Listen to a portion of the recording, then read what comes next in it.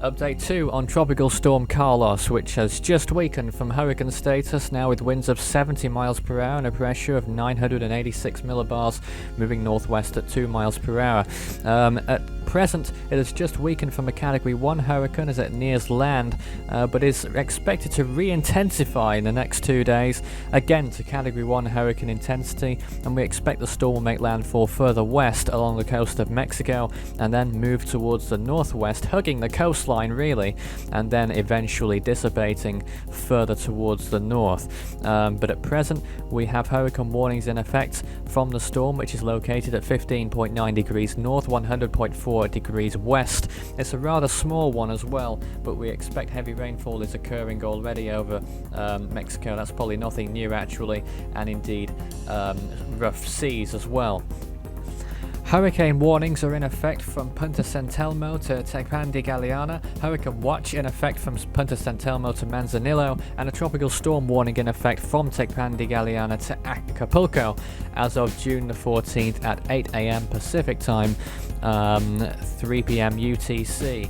You can see it there on the map towards the north of the storm. A large part of the coastline there may still experience hurricane conditions, especially if Carlos re-intensifies, so something to watch out for. Sea surface temperatures fairly warm at this point, around 29 or 30 degrees Celsius still, despite the storms stalling at the moment. I expect that won't last much longer, if indeed it may not be anymore. This map might be a few hours old. But water temperature is still fairly warm as far as we know. Wind shear isn't looking too bad either compared to what we were looking at yesterday. It was only marginal, but now it's looking much more favourable. I expect that it's going to be the storm's land interaction that will keep it from intensifying. And look at the water vapour here showing how small the storm actually is right now. You can barely see it. It's a pinprick along the coast of Mexico, and we'll take a look at that in more detail here on the satellite imagery. So you can see the centre of the storm. The eye appears to have collapsed completely from what we saw last time. It might still be just about there, a little inkling of it maybe, but certainly not well defined at all, the centre of the storm.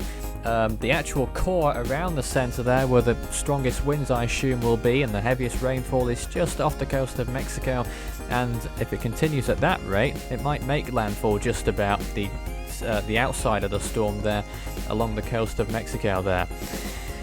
As of June the 14th at 3 p.m. UTC, Carlos is there as well. Of course, a 91L in the Atlantic may develop into a tropical cyclone in the next few days. All eyes on that, certainly. 60% in the next 2 days. An ex-Ashobar is still going, believe it or not, off the coast of Oman and still hasn't made landfall yet. Remarkable. 33 tropical storms have formed so far in 2015 around the world. 21 have gone on to become Category 1 hurricanes or their equivalents around the world with winds of 74 miles per hour or higher. 14 Category 3 storms with winds of 115 miles per hour plus. Those two figures towards the end there, Category 1s and Category 3s, those are, we believe, record numbers for this time of year around the world. You can follow Force 13 on any of our outlets. The website, force13.com, is under renovation at this point. That's what I've been saying for quite a while, isn't it? You can also follow us on YouTube, Facebook and Twitter. Search Force 13 on those, all in text. And you can also add me on Skype, add Fool13, that time is in numbers, for tropical weather chat and to discuss the tropics with fellow storm trackers as well.